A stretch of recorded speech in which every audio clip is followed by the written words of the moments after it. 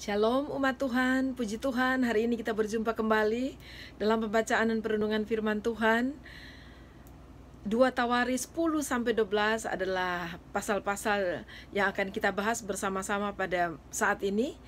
Dan kita mulai dari pasal yang ke-10, pasal yang menyedihkan sebenarnya.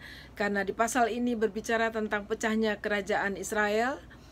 Dan sesudah Salomo mati, akhirnya Rehabeam anaknya menjadi raja. Tapi seperti yang sudah diberitahukan oleh firman Tuhan lewat hamba-hambanya bahwa Tuhan akan melakukan ini kepada bangsa Israel, walaupun keturunan Daud tetap dalam kerajaannya, tetap dikokohkan sebagai raja, tetapi akan ada perpecahan. Dan Rehabeam anak Salomo, setelah dia dinobatkan menjadi raja Israel di Sikem, orang-orang yang tidak suka dengan Rehabeam dan juga sudah mulai tidak suka dari masa Salomo, akhirnya memanggil kembali pegawai dari Salomo yang lari ke Mesir, yaitu Yerobeam, untuk kembali ke Israel. Dan kemudian bersama-sama dengan rakyat mereka meminta kepada Rehabeam untuk menurunkan tanggung jawab mereka, apa yang selalu harus mereka serahkan kepada kerajaan. Tetapi Rehabeam pada saat dia kembali dan berbicara dengan tua-tuanya, dan dia ternyata lebih mendengar teman-temannya yang sebayanya dia dan tidak mendengarkan nasihat dari para tua-tua untuk bagaimana keputusannya sehingga dia dapat merangkul semua rakyat Israel.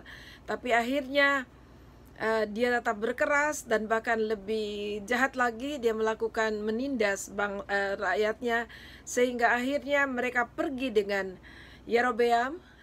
Dikatakan di ayat yang ke-15, jadi raja tidak mendengarkan permintaan rakyat, sebab hal itu merupakan perubahan yang disebabkan Allah, supaya Tuhan menepati firman yang diucapkannya dengan perantaraan Ahia orang Silo kepada Yerobeam bin Nebat. Setelah seluruh Israel melihat bahwa raja tidak mendengarkan permintaan mereka, maka rakyat menjawab raja, bagian apakah kita dapat daripada Daud? Kita tidak memperoleh warisan dari anak-anak Isai itu. Masing-masing ke kemahmu, hai orang Israel. Uruslah sekarang rumahmu sendiri, hai Daud. Maka pergilah seluruh orang Israel ke kemahnya. Dan kita tahu yang tertinggal bersama-sama dengan Rehabeam, anak dari Salomo itu hanyalah suku Yehuda dan juga suku Benyamin yang bersama-sama dengan mereka. Sehingga dikatakan di situ, sehingga Rehabeam menjadi raja hanya atas orang Israel yang diam di kota-kota Yehuda.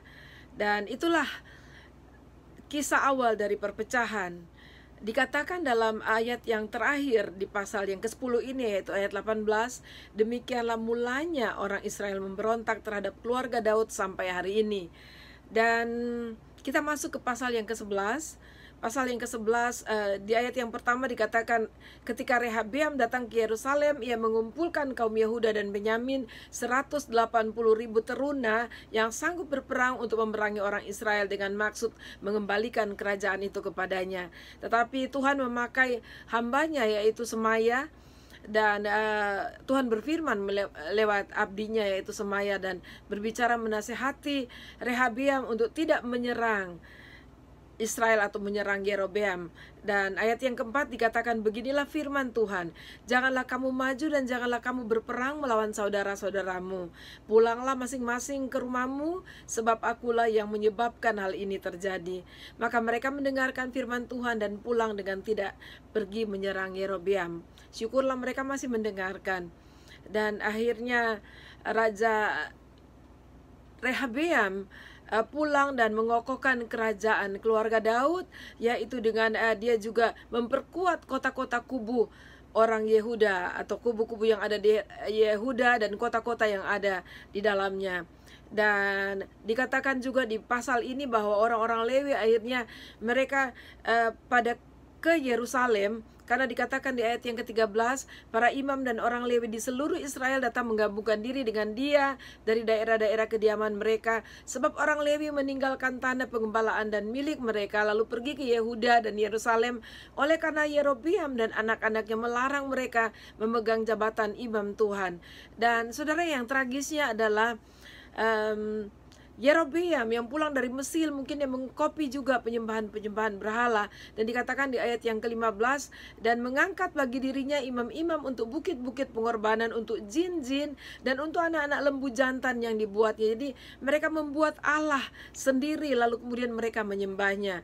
Dan ini tragis sebagai keturunan dari anak-anak Israel, yaitu pilihan Tuhan. Dan kita masuk kepada pasal yang ke-12.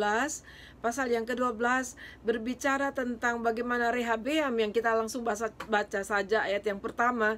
Rehabeam beserta seluruh Israel meninggalkan hukum Tuhan ketika kerajaannya menjadi kokoh dan kekuasaannya menjadi teguh. Dan ini tragis juga karena dia juga sudah melihat ayahnya pada akhirnya setelah masa-masa kemasan itu, dan dia kemudian memiliki hubungan yang baik dengan bangsa-bangsa yang di sekitarnya. Bahkan dia tertarik dengan wanita-wanita yang tidak sebangsanya, dan akhirnya terjerumuslah orang-orang yang diberkati Tuhan itu dengan penyembahan berhala. Dan Rehabeam meneruskan itu.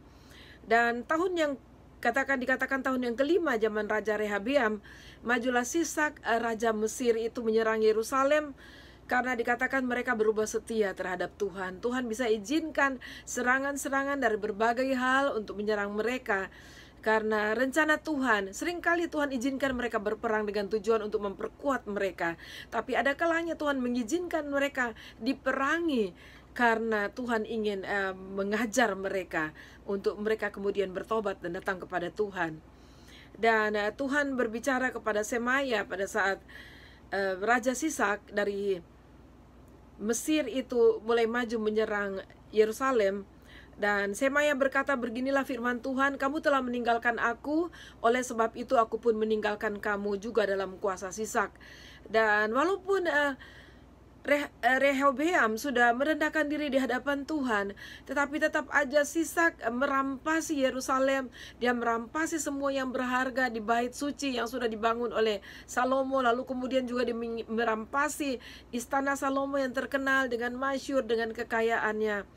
Dan Rehobeam menjadi raja atas Yehuda selama 17 tahun. Setelah itu Abia anaknya menggantikan Rehobeam. Dan kita akan sama-sama belajar, membaca dan belajar dari Abia dan juga raja sesudah Abia, yaitu Raja Asa. Dan kita sama-sama belajar untuk memetik apa yang baik, dan juga belajar untuk menolak atau tidak melakukan apa-apa yang tidak baik dari mereka. Semangat terus membaca Alkitab. Tuhan Yesus memberkati.